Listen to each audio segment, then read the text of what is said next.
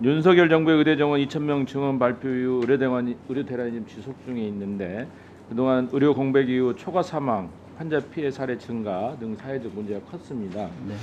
억울한 피해자들이 더 이상 발생하지 않도록 근본적인 대책을 마련하고 사회적 합의를 통한 합리적인 의대 정원을 조정해야 한다고 봅니다. 장관님, 의협은 2,000명 증원이 과학적이지 않다. 수급 추계 기구를 설치하자 해놓고 이 법안에 이제 와서 또 반대하는 이유는 뭡니까?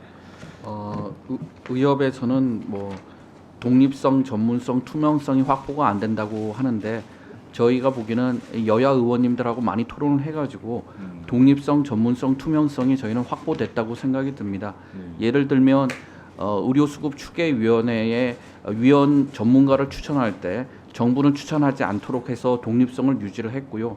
그다음에 회의록이나 참고자료 전체를 공개하도록 의무화했습니다. 그래서 투명성도 제고됐고 아까 강선호 간사님도 말씀드렸지만 다른 위원회하고 달리 공급자를 과반수 이상 그 추계위원회에 참석을 시켜서 수용성과 또 해당 직역의 전문성을 높였다고 생각을 합니다. 더 이상의 독립성, 전문성, 투명성과 관련된 논란을 지속하는 것은 좀 반대를 위한 반대가 아닐까 이렇게 저는 생각을 합니다. 네. 이번 보건의료기본법은 의정 갈등의 핵심인 의대 정원 객관적 추계를 위한 제도적 장치로 보건복지에서도 여야 합의로 처리됐고 3월 말 의대생 복귀 시한이 임박했다는 점에서 이번 국회에서 반드시 처리돼야 하죠. 그렇습니까? 예, 그렇다고 생각이 듭니다. 네, 장관님, 의대 정원 증원이 필요한 이유는 현장에서 부족한 분야, 지역, 공공 필수 의료, 의사 수를 좀 확보하자는 건 아닙니까? 맞습니다.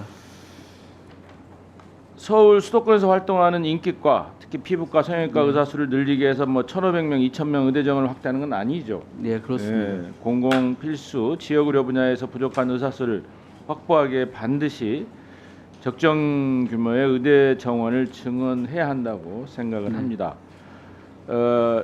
이 법이 통과될 경우 추계위를 제대로 운영해서 필수 의료, 지역 공공 의료 분야에서 근무할 의사를 안정적으로 확보할 수 있는 방안을 반드시 고려해 주시기 바랍니다. 예, 감사합니다.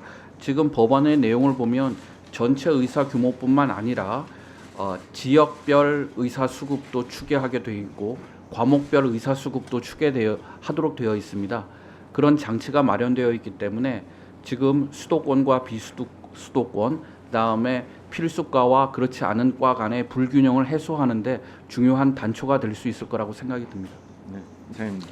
네, 의원님들 주변에서도 다 겪고 있는 일이지만 저도 며칠 전에 우리 동네에 있는 임산부가 응급실을 못 찾아가지고 몇 시간 동안 헤매다가 새벽녘에 간신히 가서 응급처치를 받는, 그래서 일촉즉발의 위기까지 내몰리는 이런 상황이었습니다. 아마 전국적으로 있는 현상일 겁니다. 그래서 오늘 어쨌든 이 문제를 해결하고자 하는 관점에서 하기 때문에 또 이 의료인력 수급 추계위원회도 의협과 손잡고 같이 해야 되는 문제이기 때문에 의협을 지나치게 자극하거나 비난하는 일보다는 의협과 동반자적 관계에서 이 문제를 잘 풀어가자는 관점에서 의협에게 우리가 설득하고 호소하는 일은 계속해야 되겠다 이런 생각을 합니다. 그런 점을 참조하셔서 토론해 주시기 바랍니다.